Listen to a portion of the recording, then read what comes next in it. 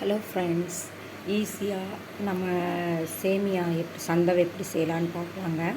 ரொம்ப ஈஸியாக வரணுன்னா இந்த மாதிரி நல்லா தண்ணி கொதிக்க வச்சு ஒரு ஸ்பூன் ஆயில் விட்டுருக்குறேன். தேங்காய் எண்ணெய் ஊற்றலாம், உங்கள் இஷ்டம். உங்கள் ஆயில் எது யூஸ் பண்ணுறீங்களோ அது யூஸ் பண்ணிக்கலாம். ஒரே ஒரு ஸ்பூன் விட்டுட்டு அந்த மாவுக்கு தகுந்த தண்ணி எடுத்துக்கோங்க. அதுக்கு தகுந்த மாதிரி ஒவ்வொரு மாவும் ஒவ்வொரு மாதிரி தண்ணி உறிஞ்சும். நான் இப்போ கொஞ்சமாக போடுறேன். உப்பு வந்து எங்களோட அளவுக்கு நான் போடுறேன். அதே மாதிரி தண்ணி கலவாக நீங்கள் உப்பு போட்டுக்கோங்க. உப்பு போட்டு நல்லா கொதிக்க வச்சுட்டு இந்த உப்பு கலங்கினதுக்கப்புறம் இந்த மாவு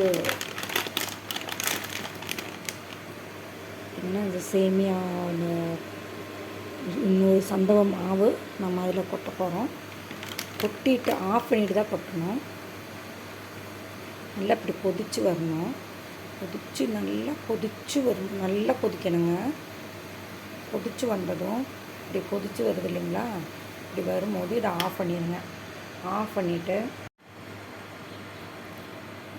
பண்ணிவிட்டு இந்த மாவை இப்படி கொட்டிக்கோங்க. இது நான் அரிக்காமல் வச்சுருக்கிறது. இது நான் ஆல்ரெடி இதை அரித்து தான் வச்சுருக்குறேன். அதனால தான் இதில் அரிச்சிட்டு இதிலே போட்டுக்கிறேன். மாவு ஏதாவது பூச்சி இருந்ததுன்னா நீங்கள் அப்படி அரைச்சிக்கோங்க. இது நல்லா ஃப்ரெஷ் மாவுனால அப்படி போட்டு பாருங்கள். இப்படி போட்டு கலரக்கூடாது. அளவாக போட்டுட்டு இப்படியே விட்டுருணும்.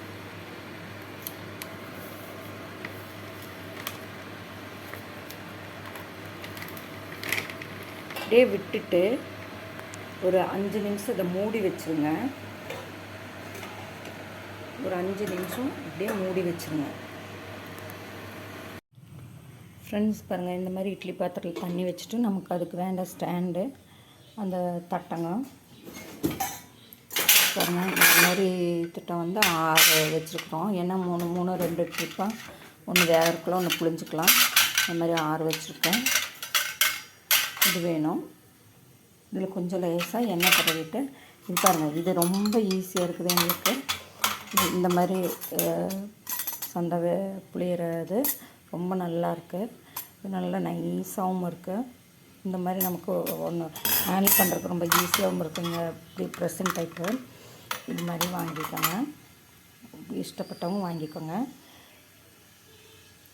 பாருங்கள், இது எப்படி செய்கிறதுன்னு சொல்கிறேன். தண்ணி நல்லா கொதிக்கட்டணும். மூடி வச்சிடணுங்க. எந்த பாத்திரத்தில் வச்சிங்கனாலும் பரவாயில்ல. இந்த ஹைட்டுக்கு நான் இட்லி பாத்திரம் வச்சுருக்கிறேன். பாருங்கள், இந்த ஹைட்டில் இருக்கிற எந்த பாத்திரம் வேணாலும் வச்சுக்கலாம். உங்களுக்கு புளிஞ்சிட்டு காமிக்கிறாங்க. இந்த மாவை எடுத்து நம்ம இதில் போட்டுக்கலாம்.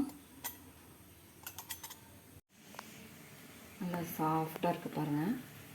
இவ்வளோ சாஃப்டாக இருக்குது பாருங்கள். இப்படி போட்டிங்கன்னா ரொம்ப ஈஸியாக இருக்கும். சூடாகிறதுக்குள்ளே போடணும் முடியலைங்க. சூடாக 6 நாள் வரும். ஆனால் சூடாக போட்டிங்கன்னா ரொம்ப ஈஸியாக வரும். பாருங்கள், ஆவி பார்க்குது. போட்டிங்கன்னா அப்படியே விருண்டு இருந்தாலும் அது கட்டி விழுகாதுங்க. அதனால் ரொம்ப ஈஸியாக வரும்.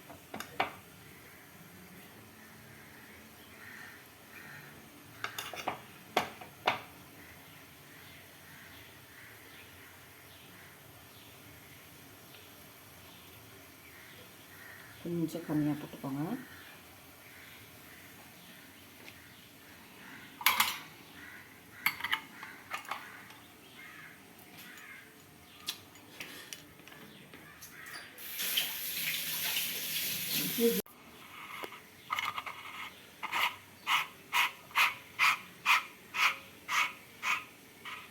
பாருங்கள், இவ்வளோதாங்க.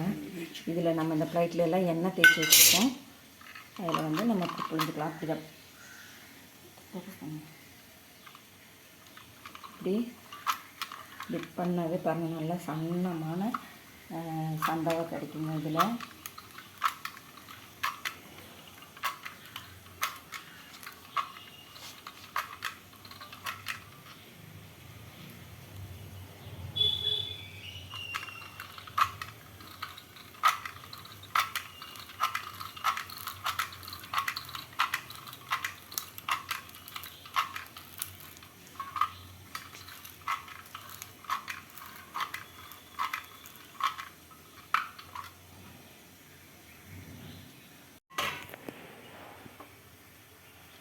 இப்போ நம்ம இதை வந்து ஃபில் பண்ணிக்கிட்டோங்க.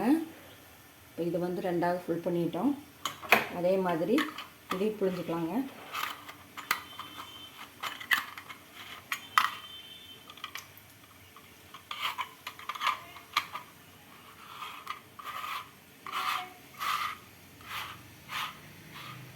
அவ்வளோதாங்க. இது வந்து நம்ம வந்து இப்படி ப்ரெஸ் பண்ணிவிட்டு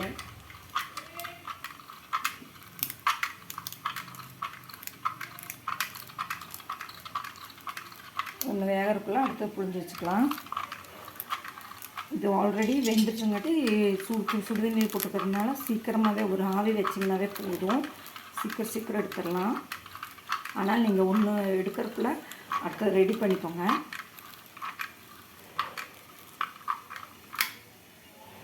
பாருங்கள் ஃப்ரெண்ட்ஸ், எவ்வளோ சன்னமாக இருக்குன்னு. அவ்வளோ சன்னமான சேமியா. இது நம்ம இந்த இதில் வச்சுக்கலாம், ஸ்டாண்டில் ஒவ்வொன்றா இதை வச்சிடலாம்.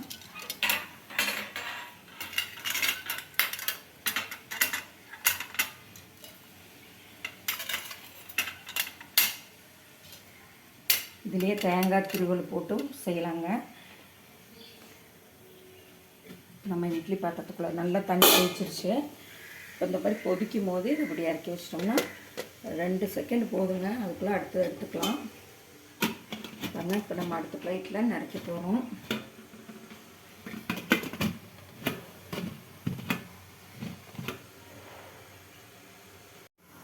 இப்போ ரெண்டாவது நம்ம இதில் நிறச்சிக்கலாம். ரெண்டாவது புழிஞ்சிட்ருக்குறோம்.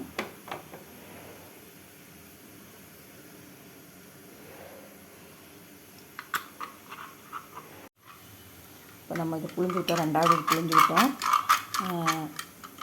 இதையுமே நம்ம அடுத்தது அதை அதுக்குள்ளே வெந்துருச்சுங்க. இது புளியிற டைம் தான். அடுத்தது அதை எடுத்துகிட்டு நம்ம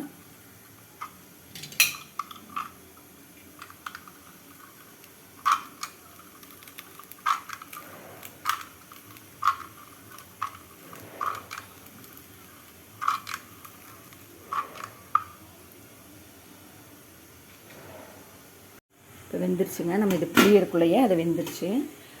இதை எடுத்துக்கலாம். பார்த்து ஹேண்டில் பண்ணுங்கள், ஆவி கையில் தட்டிடாமல்.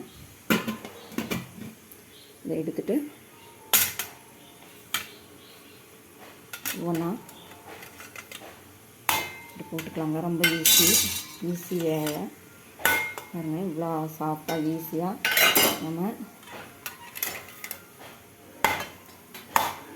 பாருங்கள், ரொம்ப ஈஸியாக நம்ம எவ்வளோ சீக்கிரம் செஞ்சுட்டோம் பார்த்தீங்களா? அவ்வளோதாங்க வேலை.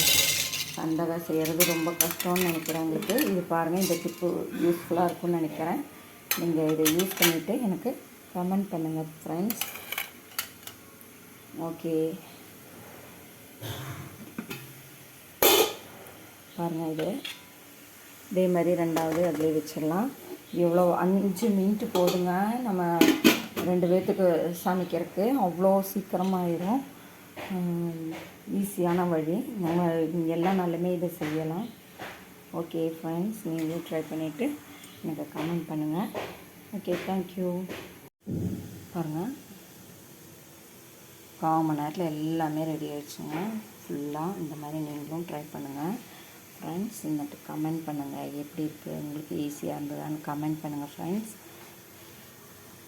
சந்தகை இது நம்ம வந்து தாளிச்சுக்கவும் செஞ்சுக்கலாம். இதுக்கு சட்னி, சிக்கன் கறி எல்லாமே நல்லாயிருக்கும்.